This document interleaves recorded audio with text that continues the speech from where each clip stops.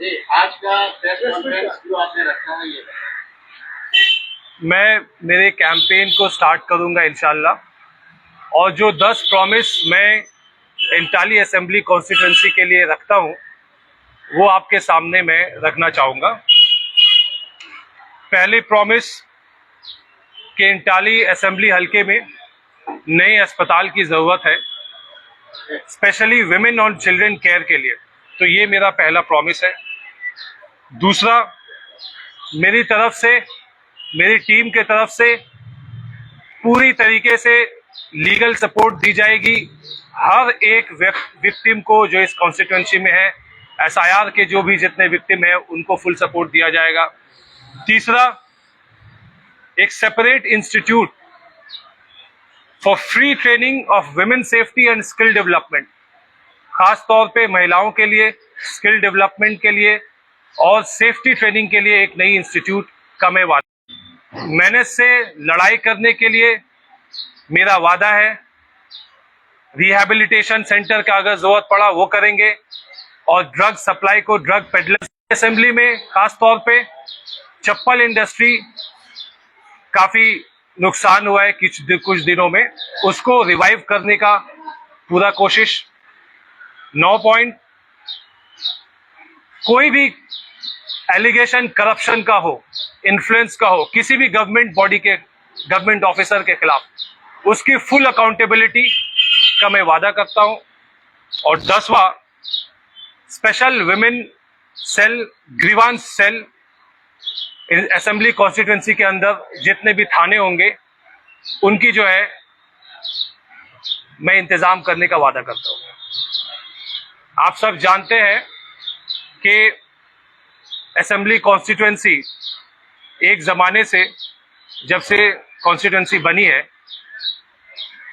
लगभग 1956 या 57 के बाद से तृणमूल की सरकार आने तक मोस्टली मुस्लिम एमएलए रहे हैं।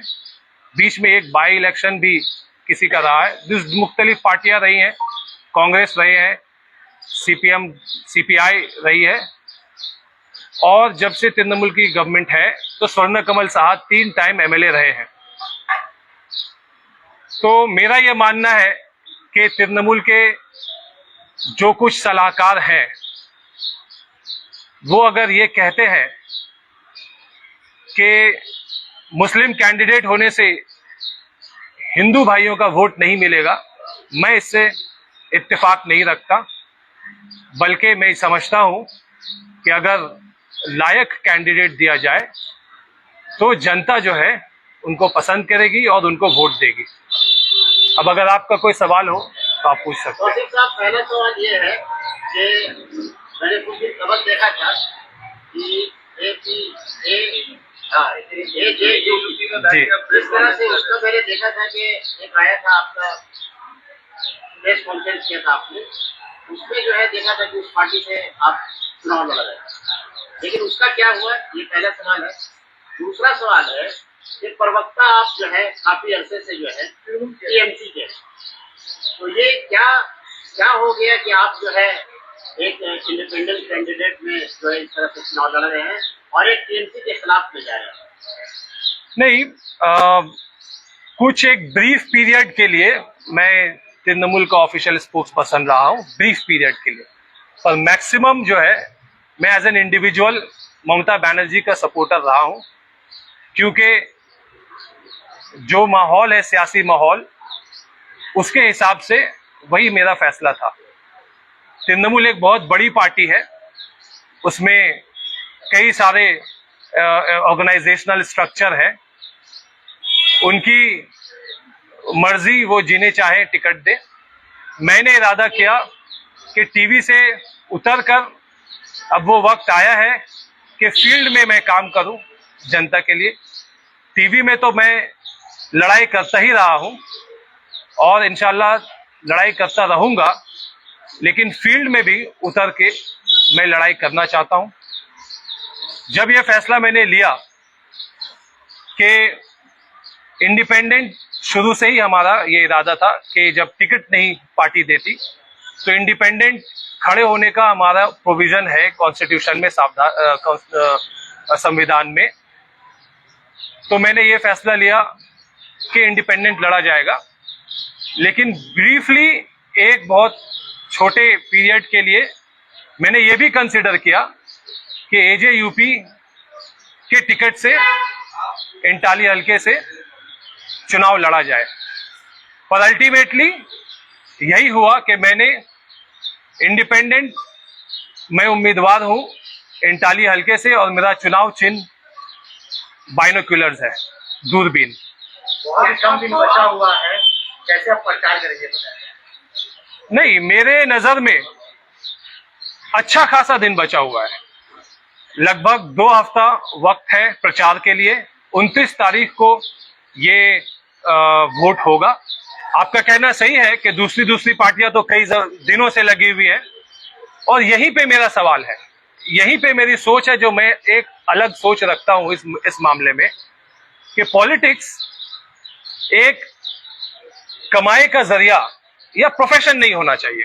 अगर आप हिस्ट्री में जाएंगे तो जो लोग एस्टैब्लिश्ड थे सोसाइटी में, बड़े बड़े डॉक्टर थे, बड़े बड़े लॉयर थे, बड़े बड़े बिजनेसमैन थे, वो लोग पॉलिटिक्स किया करते थे, वो लोग उम्मीदवार हुआ करते थे, वो सोसाइटी को अपने पॉकेट से दिया करते थे।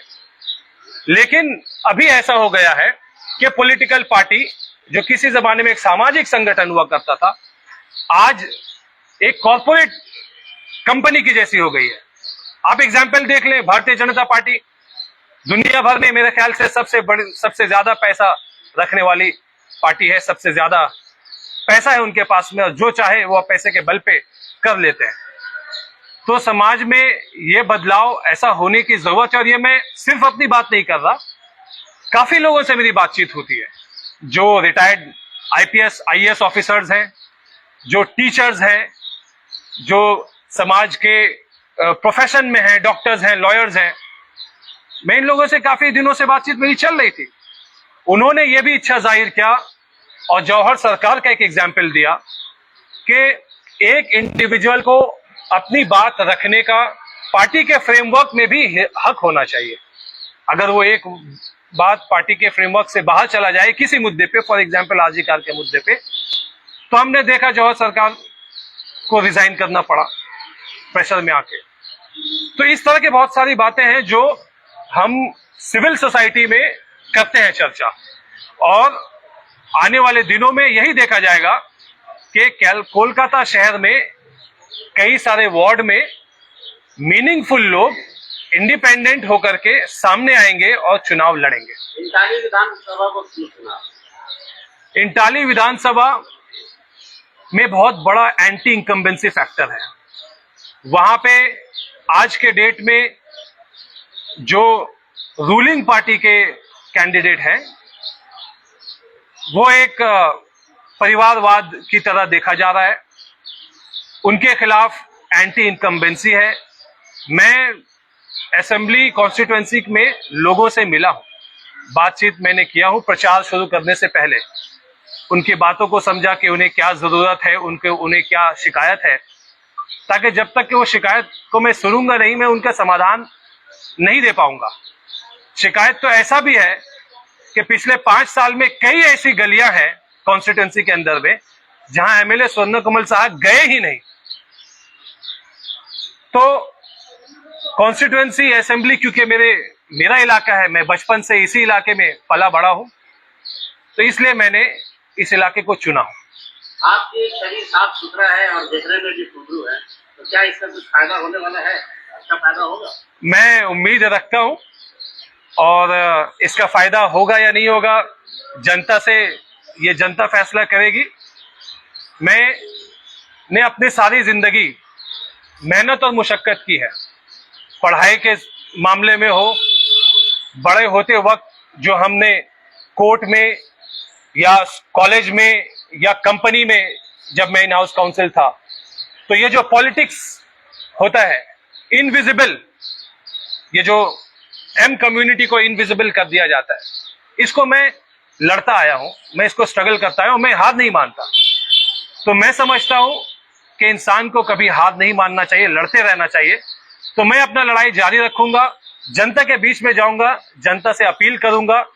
जनता जनार्दन है। डेमोक्रेसी की खूबसूरती यही है कि मालिक जनता है। कोई एक व्यक्ति, पार्टी का कोई एक व्यक्ति या देश का कोई एक व्यक्ति या कोई प्रधानमंत्री मालिक नहीं होता, जनता मालिक है। उम्मीद करूंगा कि वो मुझे अपना कीमती वोट देंगे। आपने कहा कि आप सतत पीरियड के लिए तृणमूल कांग्रेस के प्रवक्ता थे, उसके बाद क्या आप हट गए या फिर आपको हटा दिया गया, और इसी वजह से क्या आप इंडिपेंडेंट कैंडिडेट होकर लड़ रहे तृणमूल कांग्रेस के खिलाफ? क्या वजह है, या फिर ये वजह है कि आप एक यूथ के साथ आप प्रेस कॉन्फ्रेंस में बैठते हैं, आपको लगा कि अब जो है हुमायूं कबीर का वीडियो वायरल हो गया, पन्ना डाल दे कि शायद जो वोट मिलता वो भी नहीं मिलेगा, ये सब वजह है? आपका सवाल वाजिब है। ये जानिए कि जो तृणमूल के ऑफिशियल स्पोक्स पर्सन का जो पीरियड है वो 2 साल, लगभग 2 साल पुरानी बात है और बहुत ही ब्रीफ पीरियड के लिए था। वहां से इंस्ट्रक्शन आया, हमने उस इंस्ट्रक्शन को फॉलो किया, लेकिन मेरी पहचान as an individual advocate and political analyst के तौर पे है। अगर इससे ज्यादा कुछ है तो ये सवाल आपको तृणमूल से करना चाहिए, पार्टी से। मुझे कहनी चाहिए थी कुछ लोगों को पार्टी में, वो मैंने कही है, लेकिन अपनी पहचान एज एन इंडिविजुअल मेरी है और हमारा संविधान ये इजाजत देता है कि आप इंडिपेंडेंट लड़ सकते हैं और मुझे इंडिपेंडेंट सिंबल मिला है तो मैं इंशाल्लाह लड़ूंगा। एबीवीपी पार्टी का प्रेस कॉन्फ्रेंस में बैठे थे, उस वक्त आपके दिमाग में क्या चल रहा था, या फिर वीडियो वायरल होने के बाद आपको लगा कि ये वाकई में क्या मुसलमानों के लिए अपना बिजनेस करने के लिए पार्टी की इसी वजह से इंडिपेंडेंट उतर के चलने लगा? देखिए, समाज में अच्छा काम कर रहे हैं। देखिए, हम एज अ लॉयर और एज एन इंडिविजुअल भी सच्चाई क्या है ये हम नहीं जानते। वीडियो आया, उसको उन्होंने इनकार किया है, सब्जेक्ट टू इन्वेस्टिगेशन है। वीडियोज आते हैं, वीडियो की क्या सच्चाई है वो इन्वेस्टिगेशन से हो जाएगी, पर्दाफाश या फिर जो भी कहे दूध का दूध पानी का पानी हो जाएगा। लेकिन ये जो फैसला है कि जेयूपी से नहीं इंडिविजुअल कैंडिडेट में लड़ूंगा, ये फैसला नॉमिनेशन के टाइम से ही है। उस वक्त भी मैंने अपना अप्लाई कर दिया था कि मुझे एक इंडिविजुअल वाला सिंबल दे दिया जाए और मुझे बाइनोकुलर सिंबल मिला है। हुमायूं कबीर के साथ अभी क्या कोई कांटेक्ट है या कोई किसी तरह का सपोर्ट आपको? उनसे मुझे कोई सपोर्ट नहीं है, कोई कांटेक्ट नहीं है। अभी वो जो आप सब जानते हैं एज अ मीडिया कि फर्स्ट फेज में इलेक्शन कैंपेन है, तो जाहिर सी बात है कोई भी पार्टी हो, बीजेपी हो, तृणमूल हो, सब फर्स्ट फेज के इलेक्शन में ध्यान दे रहे हैं। तो मेरी जो कहानी है वो यही है कि मैंने फैसला लिया कि मैं फील्ड में लड़ूंगा और मैं हाजिर हूँ।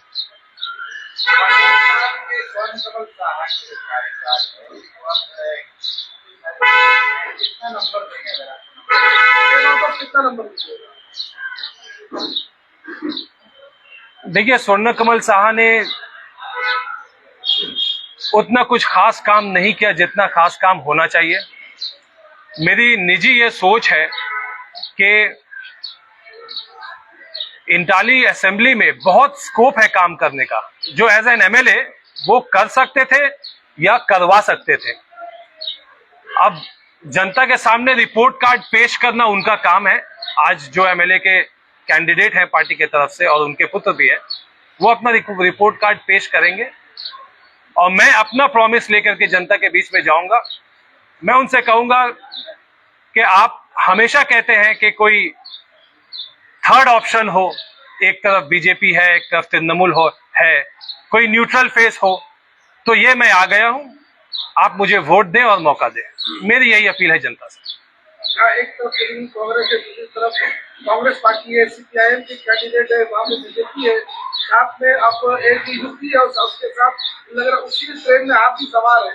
तो क्या लग रहा है कि आप अपना जगह स्क्वायर अप कर पाएंगे? आपको पब्लिक अपनी जगह पे आपकी 10 मुद्दों को ध्यान पे रखेगी? मैं पूरा उम्मीद करता हूं कि पब्लिक मेरे 10 मुद्दे को सुनेगी, क्योंकि मैं डोर टू डोर कैंपेन ज्यादा करूंगा। उनके तरह ह्यूज रैली निकालना, ह्यूज फंडिंग के साथ बड़े बड़े प्रोग्राम करना मेरे रेडार में नहीं है। डोर टू डोर कनेक्ट करूंगा और मैं उनके साथ तो ट्रेन में नहीं हूं, मैं अपने पद यात्रा में हूं। एकला चलो मेरा फिलॉसफी है, रविंद्रनाथ टैगोर का जो फिलॉसफी रहा है, और आगे जो सफर कहाँ जाएगा ये सब आपके सामने रहेगा। क्योंकि भाई आपने कहा कि सोसाइटी से आपने आपकी जो बातचीत है जी, मेरी चुनाव से पहले लोगों से बात हुई थी, और चुनाव के वक्त भी मैं थोड़ा सा बिजी रहता हूं मेरा प्रोफेशनल काम की वजह से भी। तो अब मैंने अपना पूरा टाइम निकाल लिया है। अब मैं सिविल सोसाइटी से कनेक्ट करूंगा, बेशक उनसे तो सालों साल कनेक्ट रहता हूं, उनसे कनेक्ट रहूंगा, उनसे सपोर्ट मांगूंगा। खास तौर पे असेंबली कॉन्स्टिट्यूएंसी में जो लोग हैं उनसे मुझे उम्मीद है कि वो मुझे सपोर्ट करेंगे। क्योंकि भाई आपने कहा कि कमल साहब की बात विधायक से से काम डेवलपमेंट हुआ चाहिए ना, काम नहीं हुआ, इसी की वजह से पार्टी ने उनकी बेटी संदीपन साहब को टिकट आती है, युवा है, सारी चीजों को अच्छे से करेंगे। तो क्या लगता है संदीपन साहब एक बार चुनावी मैदान में है, कैसे आप देखिए, उनके लिए ये एक प्रमोशन है। वो उन्होंने, उनका फैमिली मैटर है कि उन्होंने डिसाइड किया कि अब फादर के बजाय सन को मौका दिया जाए।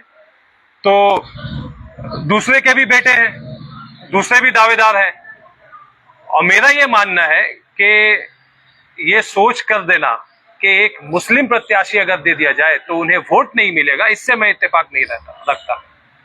और भी दावेदार हैं उस कॉन्स्टिट्यूएंसी में, लेकिन ये पार्टी का फैसला है, उनका फैसला, उनकी पार्टी, जनता जो है सपोर्ट करेगी, जिसे वो जीतेगा। राजनीति हो रही है, एक तरफ हिंदू भाईचारा और एक तरफ हो रही है कि बीजेपी आ जाए, ये दो किनारे हैं, इसके बीच में आग की गाड़ी कहाँ जा रही है? देखिए, मैं जो संविधान कहता है यूनिटी इन डाइवर्सिटी, मैं उस पर बिलीव करता हूँ। ये बांटने वाली राजनीति पे मैं बिलीव नहीं करता। अभी हमने रिसेंटली सुना मिथुन चक्रवर्ती कह रहे कि ममता बनर्जी की सरकार आ जाएगी, हिंदुओं को बंगाल छोड़कर जाना होगा, और एक तरफ तृणमूल का स्ट्रैटेजी है कि तृणमूल को वोट दो वरना बीजेपी आ जाएगा। मुद्दे पे तो, इशू पे तो बात ही नहीं होती। इशू पे बात हो तो हम अकाउंटेबिलिटी फिक्स कर पाए। किसी का डर और भय दिखा करके वोट मांगना, ये मेरे ख्याल से अनएथिकल है। आप अपना रिपोर्ट कार्ड पेश करिए और आप जो है मुद्दे पे रहिए, तो इससे लोगों में भी एजुकेशन होगा, अवेयरनेस होगा वोटर्स में, और इससे जगह कॉन्स्टिट्यूएंसी की उन्नति होगी। आखिर में लोगों से कुछ अपील करना चाहेंगे आप? जी हाँ, मैं अपील करना चाहूंगा कि ये मेरी फर्स्ट एक्सपीरियंस है कि मैं एक चुनाव में कॉन्टेस्ट कर रहा हूं, तो ये मेरे लिए एक्साइटिंग भी है, नया भी है, बहुत कुछ सीखने को भी मिल रहा है। तो उम्मीद करूंगा कि मैं जब आपके पास आऊं, वोट जिस तरीके से आपने मुझे टीवी में ढेर सारा सपोर्ट दिखाया, प्यार दिखाया, उसी तरीके से आप मुझे स्वीकार करेंगे और वोट देंगे। 10-11 दिन मार्च बच गए हैं, कैसे आप कंपेयरिंग करेंगे, कैसे कंपेयरिंग करेंगे? देखिए, जैसा होता है, आज का रूल यह है इलेक्शन कमीशन के द्वारा कि सुविधा ऐप के द्वारा परमिशन लेना पड़ता है। उसी प्रोसेस को फॉलो करेंगे, ऐप से परमिशन लेंगे और कैंपेन करेंगे।